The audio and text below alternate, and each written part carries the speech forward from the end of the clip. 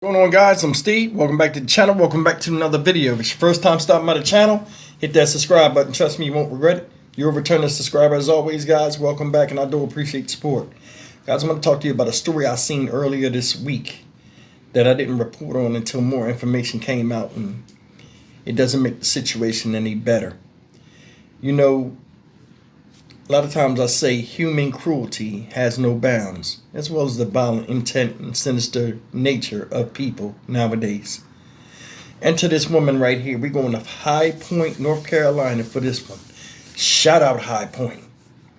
Woman you see up here, looking crazy as can be, is 44-year-old Kimberly Bowden of High Point, North Carolina. This woman's locked up with a slew of charges. Why? Because she attempted to starve her twins.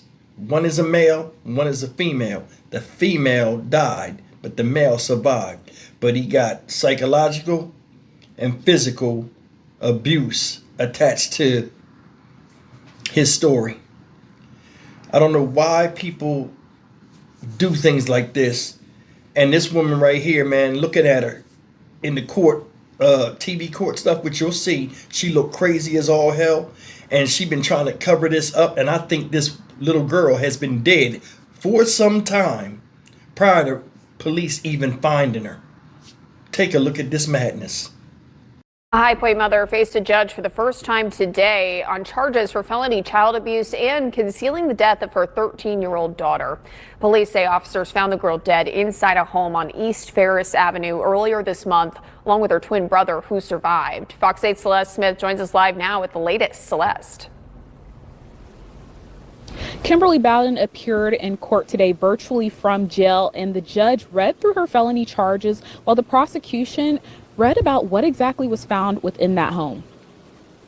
You have 2 Class H felonies, neglect, child abuse, bodily injury.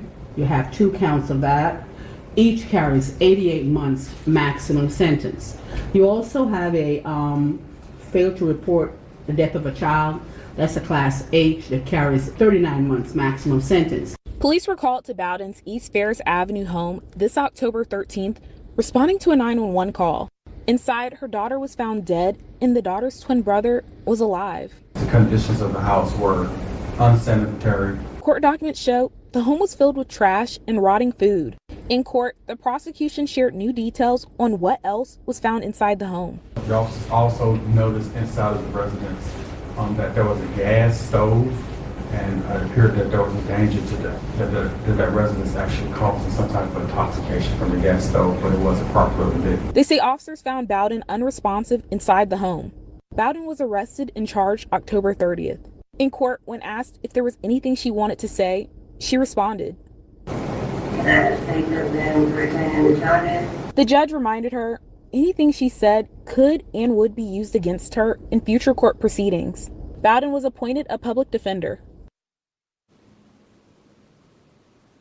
In court, prosecutors said that they are still waiting on autopsy results and that more charges could come as the investigation continues. But tonight, Bowden remains in jail with a bond of $1 million.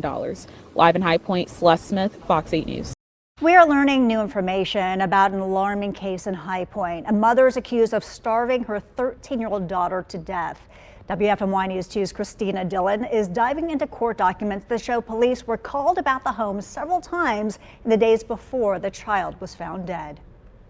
Police found a 13-year-old girl dead inside a High Point home on October 13th. Weeks later, officers arrested her mother, Kimberly Bowden, on child abuse and concealment charges. I learned more about the telling timeline leading up to that discovery. Police call logs show 6 calls to Bowden's home on East Ferris Avenue, 4 of those concerning her children, all in October. It started on October 4th when Bowden called dispatch saying she was fine after her aunt threatened a welfare check. Later that day, police got a call about concerns for the children. Officers said they'd spoken to Bowden and told the caller to reach out to DSS. 9 days later, a caseworker for a, quote, medically fragile child called in another welfare check, saying the parent kept canceling visits and the child hadn't been seen since May. Notes identify the caller as a nurse social worker. Officers knocked, got no answer, and advised her again to contact DSS. Construction workers on site told police the landlord was evicting Bowden and that she rarely left the home. 3 hours later, a family friend saw a child unresponsive through a window. Police and firefighters forced entry and found the girl dead inside. Court documents say Bowden failed to provide food or medical care and that her home was filled with trash and rotting food.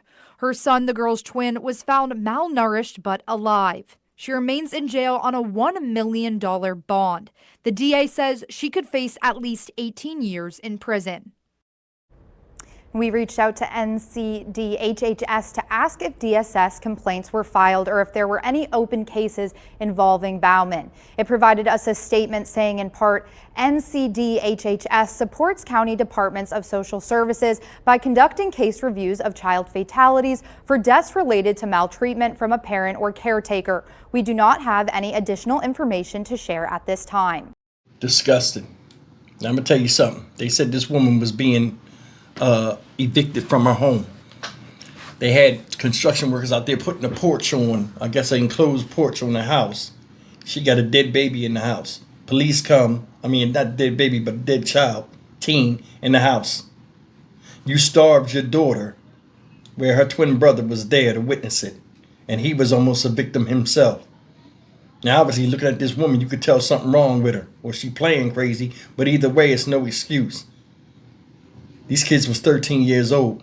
So it wasn't like, they was little toddlers where you had to carry them around and stuff like that. You know what I'm saying? And the situation that got you evicted has something to do with you. Don't really have nothing to do with them. Be honest with you. Being a parent is about self-sacrifice. But there are a lot of people out here that give up on themselves. And thus their children become a part or victims or casualties of war of said misery. I don't know what this lady's problem is, but at 44 fucking years old, you know when to feed somebody or see when somebody's lacking the nutrients. And they said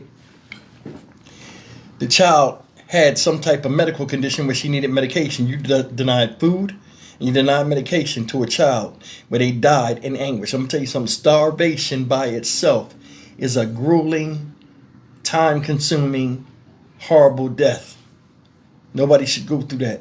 And here you is putting your own child through that. Both of them, matter of fact, said the boys suffered psychological damage. Might have been from smelling them gas fumes. Gas is poisonous. Just smelling enough gas the gas in the house was leaking out the oven. Just smelling that is enough to make you nauseous and noxious. Might have had something to do with her debilitating condition. You knew this girl was suffering and you did nothing. Said police came the second time, they knocked on the window. They looked in the window and seen a non-responsive child. It was her. She was dead. I think she'd been dead. She'd been canceling doctor appointment after doctor appointment, which raised concern. Multiple people called. A family member came over there. She wouldn't let her come in the house and see the kids. You could only cover that shit up for so long. When the police come to the house, man, I don't understand how hard it is to be like, okay, listen. We want to make sure the child's okay.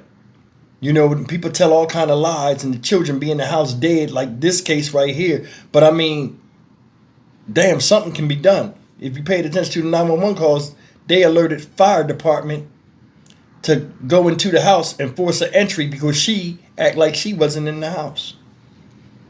I want you to just imagine being a 13-year-old boy. You already seen the fate that awaits you from your sister. You already malnourished.